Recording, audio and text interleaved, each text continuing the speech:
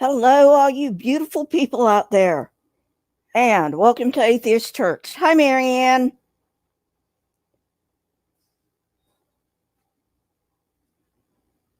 Oh, okay. Well, you got here. That's the important thing. Um, okay, so today's topic is the tribulation. Now, all Christian denominations believe in the quote unquote tribulation because it's in the Bible, of course. But there is differences of opinion as to when the quote unquote rapture is going to take place. Hey, Nevermore. Quoth the raven, nevermore. I'm sorry, I have to use that joke every time I see you. It's going to get old, I know. I'm sorry. I'll try to contain myself. So anyway, we're going to be talking about the tribulation, and all Christian denominations have this because it's in the Bible. It's in the book of Revelation, singular, not revelations plural, but the singular, the revelation. And so anyway, so basically you have Christians believe, no matter what denomination you are, Christians believe that there's going to, sometime in the near future, and they never define near,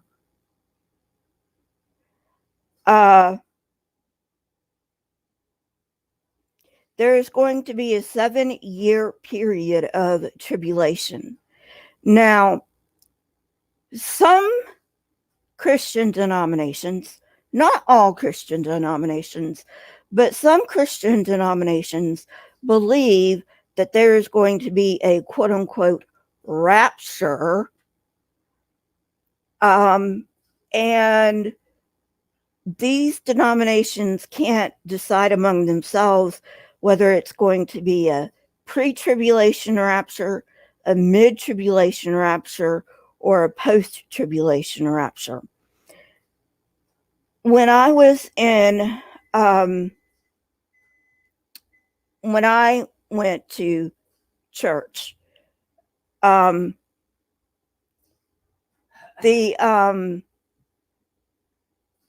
was told it was a pre-tribulation rapture. We were not going to go through the tribulation, in other words.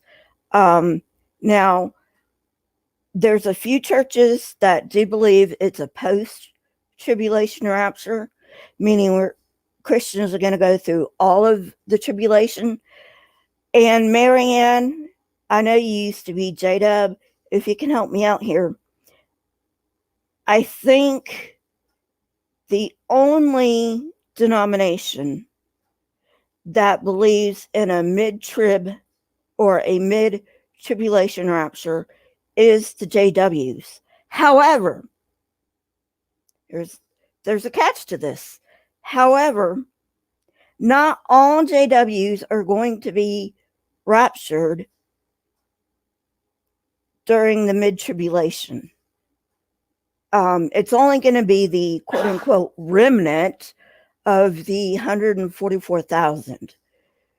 Is that correct, Marianne? Okay. So it's kind of difficult to explain the mid-tribulation group. Basically, what you have is you have the first 3.5 years of the tribulation. And then you have the other 3.5 years of the tribulation. This 3.5 years of the tribulation is called the quote unquote Great Tribulation. because they believe that it was bad during the 3.5 years, but it's going to be really bad during the last 3.5 years. So, anyway, is this done now? Yes. Thank you. Thank you, Marianne. Yeah, I know. It just keeps going up and up, doesn't it, Marianne? Yeah, I watch Lloyd Evans too. So anyway, okay. So you've got this tribulation period. And I don't know why you have to have this tribulation. I mean, God says he's got to test his people by fire. Well, if you believe in that God, which I don't, but if you believe in that God, haven't your people already been tried by fire by living? I mean, come on, don't be a dick about it, you know. So anyway,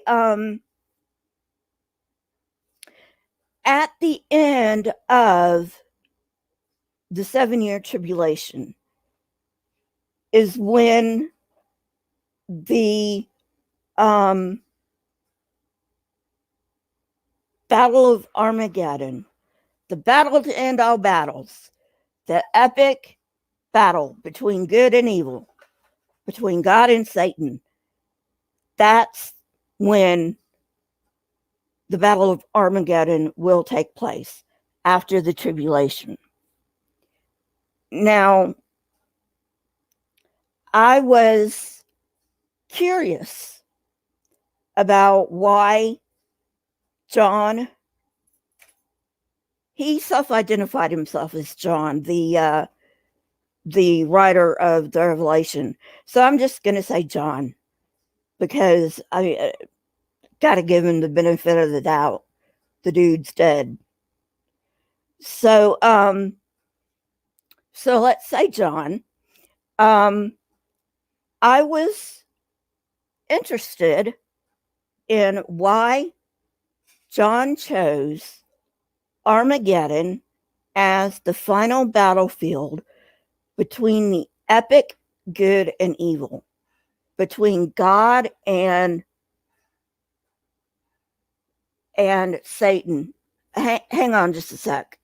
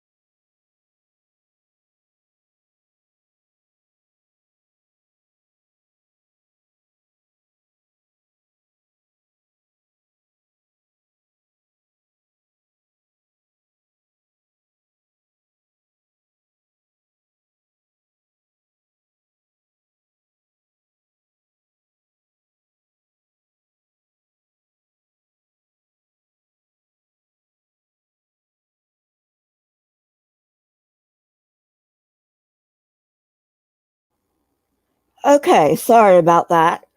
Um, so, um,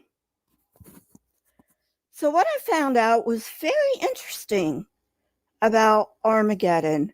Now, obviously, it's not called Armageddon. It is an anglicized word. Armageddon is. So, basically, over in the Middle East, there is a valley called Har Megiddo, or the Valley of Megiddo. And it's a very strategically located valley. In the, well, I probably should tell you first, it is hands down the bloodiest battlefield in the entire world. And the reason for that, there's two main reasons for it.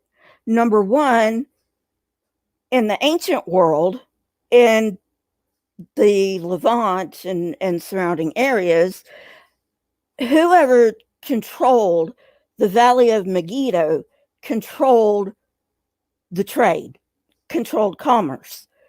So if you were a nation, you really, really wanted to be in control of Har Megiddo so you could get your goods. But there's a second reason it's the bloodiest battlefield. Okay, so the first reason is you got a bunch of battles there. Okay, but the second reason it's the bloodiest battlefield is because of its topography, I guess you could say. There's one way in and one way out. And the sides of the valley are pretty much steep hills, too steep to climb up, basically, is what you're looking at. So you've got one way in and one way out. So you've got one army coming from one side, and you've got the other army coming from the other side. And they meet, in the middle of Har Megiddo, or, somewhere in Har Megiddo. This is a nightmare. Not just because, the soldiers out the front are going to get killed first, but then you're going to have a stampede backward. So when an army is going to be retreating, you're going to have a stampede of soldiers backward. And that is going to trample the soldiers that are, not at the front. So the casualties are not all going to be from stab wounds and stuff like that. You're also going to have casualties due to this stampede because the losing army is retreating. So that's why it's the bloodiest battlefield in the world. And John chose it, obviously, as a metaphor. Good's ultimately going to win. God's ultimately going to win. Go God, right? And Satan will be forever defeated. Well, he won't be forever defeated just yet. This is a silly part of the story. Like I said, the Bible's full of silly stories, but this is one of the silliest parts of the Bible. After the tribulation, there's going to be a 1,000-year reign of Christ, in which, and Marianne, I know this isn't what J-dubs believe. This is what I grew up believing. In that 1,000 years,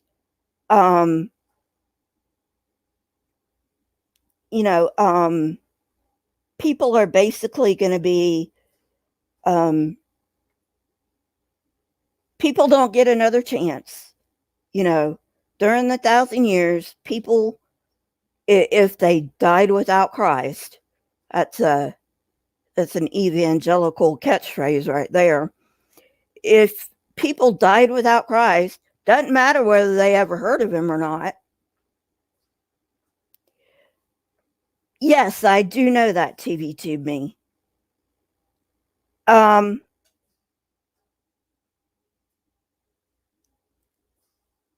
if you died without Christ, it doesn't matter. Your life is done. Your life is over. You're in hell, period.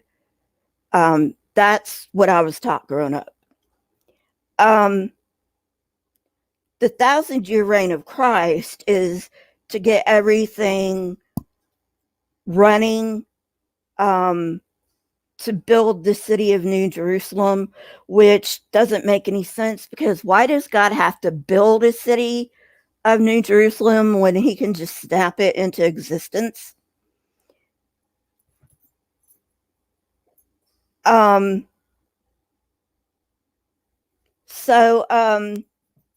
Anyway, that always confused me. So you've got God building this New Jerusalem, right? And, you know, and you got the sun's not going to go down day in or day out and blah, blah, blah, blah, blah, which brings up a whole lot of logistical nightmares, which I'm not going to, I'm not even going to touch that one with the logistical nightmares, you know. But apparently, even though there's going to be a sun, there's not going to be a sun, because even though we're told in one chapter of Revelation that there is going to be a sun, and in another chapter of Revelation, we're told there's not going to be a sun because God will be their light. So do with that as you will. So anyway, now as for the JWs do believe that during the 1,000-year reign of Christ, people will come back from the dead, and people who did not learn previously about Jesus are going to have the opportunity to learn. But if you were killed at Armageddon, you're dead. You don't get a second chance, which doesn't make any sense whatsoever. But this is Christianity, and why do I expect it to make sense?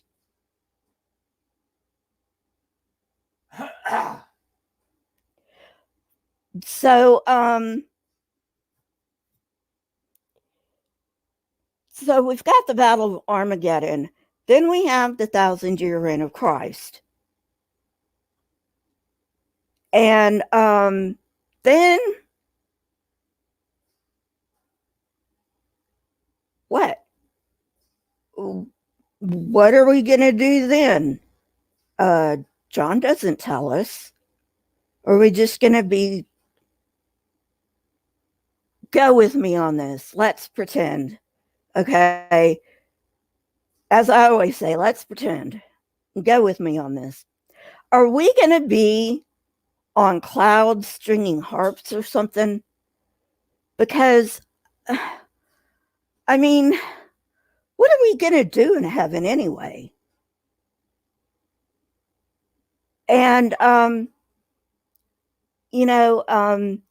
the J-Dubs believe that after the 1,000 years, the people who have accepted the J-Dub message will continue to live, and I guess the people who rejected the J-Dub message just go back to being dead, which makes God a double dick. And and then somehow the J-Dubs that are left on Earth, which are at most 8.5 million, last time I checked, it's going down. The last time I checked, it was around 8.5 million. So 8.5 million people are going to have to bury billions and billions and billions and billions of bodies. Because remember, there was a genocide. And we got to find a way to bury these people. It doesn't make any sense to me. It doesn't. I mean, you know, you've got cemeteries that, like, I think the time limit is like 100 years. Different cemeteries may have different time limits, but generally it's until the family doesn't visit anymore. Then they dig up the body of the loved one so somebody else can have that plot. So it's like, where are you going to put all these bodies? You know? And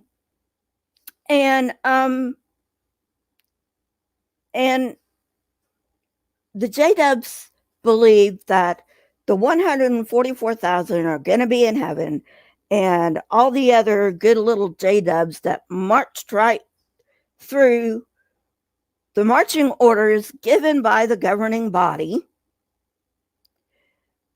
are going to be living on a paradise earth, which, by the way, has no basis in the Bible whatsoever. So, but the rest of Christendom believes that we're going to go to heaven. And exactly what are we going to do in heaven?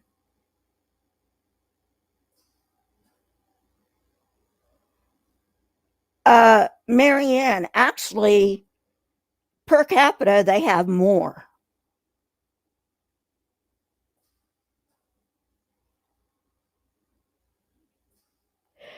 So anyway, that is my little spiel for today. And I'm sure you did, Marianne.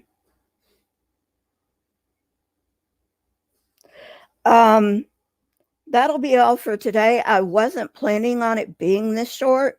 I was planning on having a protracted one because I want to get over to Rage's live stream. But I didn't expect it to be this short. But I've basically gone over why this makes no effing sense. So anyway, see you guys later and have a great day. Bye.